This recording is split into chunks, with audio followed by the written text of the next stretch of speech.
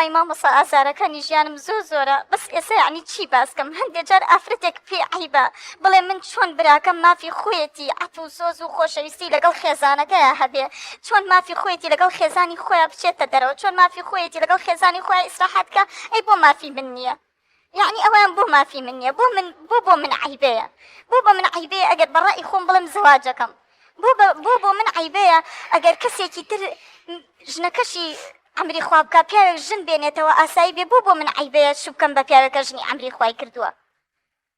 یان نازانم ئەمانە بۆ ئێمە هەموو شتێ عیبەیە و حەیامانەچێ لە ژێرەوەی کە بڵێن حەیامانەچێ و عیبە من بەم ڕۆژە گەیشتم کە بەڕاستی ڕۆژێکی زۆر ناخۆش و نامرتاحە و ناشکرێت و من ناکرێت من لەلای خەڵک دانیشم ئازارەکانی ژیانی خۆم باسکەم ئێمە وەکو کچێک پێمان عیبە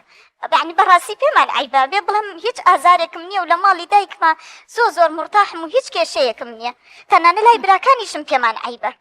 ئەم قسانە بکەن یا بڵێم لە لای خزمێ پورزایە خاڵۆزایە خاڵێ دانیشم ئەم ئاخانە هەڵڕێژم پێچە گاڵتەمان پێ بکات پێ بڵێم وەڵا حەزی لە شووە ناڵێ حەزی لە ماڵ و ماڵداری خۆیەتی ناڵێ حەزی لەوەیە کە ئەویش حەزێ کرد دوو مناڵ پێی بڵێ دایکە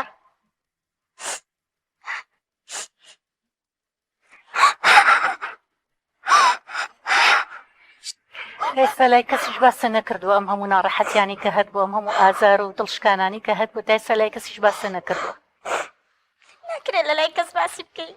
مامۆساییان لای هەر کەسێ باسی بکەی گاڵتەت پێەکە لەوانەیە بۆ ئیحساسی تۆ گوێمان لێ نەگرێ بەڕاستی لەوانەیە بڵێ ئەمە کچێکە لە کۆمەڵگەی خۆمانە هەر بیکا بە پێکەنین و فشکە بڵێ شێت بۆ بەشوو بەو ناو نیشانە وامان پێ بڵێ بەڕاستی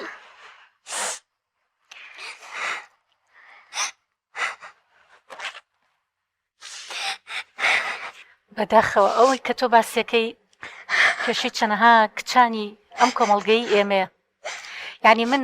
بەڕاستی نازانم یعنی تیامام نازانم چی بڵێ چکە هەر بەجددی کاتێکە کە ئەم سەکۆیەماندانا یعنی دڵنیا بووین لەوەی کە چەنەها خاتون هەیە دەردەدڵی زۆری هەیە و ئێوێ لای ئێمە بیکات یعنی من ئێستا هەر بە براکانی ئەڵێم خۆزگە براکانی ئەساکیویان لە من بواە بەدایکی ئەڵم یعنی چیتانەوێت لەم کچە یعنی بەزنی زوڵمکردن لە کچ بەو دەرەجەیە یعنی تۆ تەسەور کە یعنی ئەمە بە براکانی ئەڵم ئەمە خوشکتانە خوشک